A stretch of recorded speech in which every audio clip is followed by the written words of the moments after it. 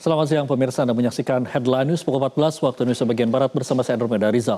Mantan Wakil Menteri Ketenagakerjaan Immanuel Ebenezer akan menjalani agenda sidang tuntutan dalam dugaan korupsi dan pemerasan penerbitan sertifikat K3 di lingkungan Kementerian Ketenagakerjaan. Informasi selengkapnya kita bergabung dengan jurnalis Metro TV, ada Insan Suwargi dari Pengadilan Tipikor Jakarta. Selamat siang Insan, apakah sidang tuntutan Noel sudah berlangsung? Iya, Andro dan juga pemirsa, dalam agenda persidangan dari Pengadilan Tindak Pidana Korupsi Jakarta yang seharusnya dijadwalkan melibatkan nama mantan Wakil Menteri Ketenagakerjaan Immanuel Ebenezer atau yang akrab disapa Noel sampai dengan saat ini masih belum berlangsung, Andro. Tepat di belakang saya saat ini bisa mungkin pemirsa juga lihat dari layar kaca, dari dalam persidangan ini juga masih belum terlihat adanya tanda-tanda aktivitas persidangan maupun kehadiran dari sejumlah pihak, termasuk dari jaksa penuntut umum maupun majelis hakim dan bahkan dari mantan Wamenaker Noel kami juga lihat sampai dengan saat ini masih belum hadir.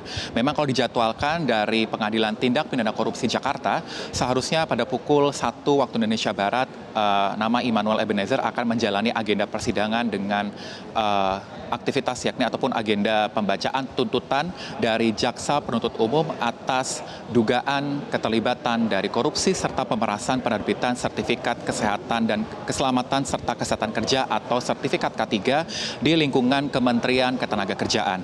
Menarik, Andrew, kalau kita lihat dari perjalanan kasus hukum yang menjerat nama Noel dan setidaknya ada 10 orang lainnya diduga dari jaksa penuntut umum memaparkan bahwa Noel yang saat itu menjabat sebagai Wakil Menteri Ketenagakerjaan diketahui membiarkan praktik pungutan liar yang melibatkan Kementerian Ketenagakerjaan dan sejumlah pihak swasta yang memohon untuk melakukan penerbitan sertifikasi K3 yang seharusnya bagi pihak swasta ini hanya dibebankan pembiayaan kurang lebih sekitar Rp275.000 dari PNBP, namun dari pihak-pihak yang memanfaatkan lahan basah ini mematok harga hingga jutaan rupiah dan ditaksir dari jaksa penuntut umum menyebutkan setidaknya hingga periode 2024 sampai dengan 2025 angka 6,52 miliar rupiah ini terkumpul sebagai taksiran angka yang diduga sebagai dari upaya pemerasan penerbitan sertifikasi K3. Tidak hanya itu, dari upaya pembiaran yang dilakukan oleh nama Immanuel Ebenezer, diduga Noel juga meminta jatah sehingga dari JPU ini menyebutkan bahwa Noel menerima aliran dana hingga 3,3 miliar rupiah dan di salah satunya Noel juga menerima 1 unit kendaraan mewah, ini adalah Ducati Scrambler yang juga disebutkan dalam persidangan. Kalau kita lihat perjalanannya, Andro, dari nama Noel pun juga memaparkan sejumlah pernyataan kontroversial. Bahkan ia juga menyebutkan ia siap dihukum mati apabila terbukti terlibat dalam upaya praktik korupsi yang tengah saat ini dijalaninya. Selain itu juga, ia juga akan menuntut balik Komisi Pemberantasan Korupsi atas upaya tindakan pencemaran nama baik dan juga upaya fitnah yang dilakukan terhadap dirinya.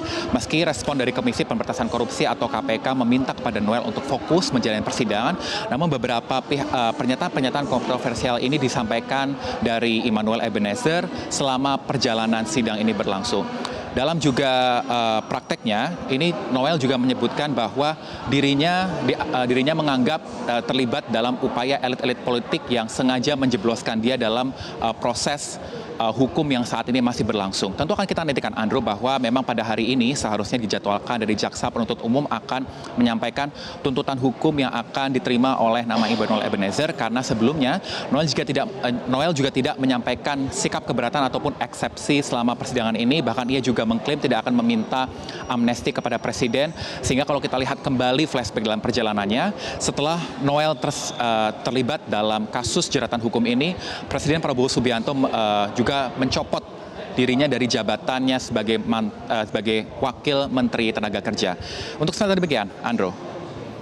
Baik, terima kasih Insan Suwardi atas laporan Anda langsung dari Pengadilan Tipikor Jakarta. Selamat kembali bertugas. Jelajahi cara baru mendapatkan informasi. Download Metro TV Extend sekarang.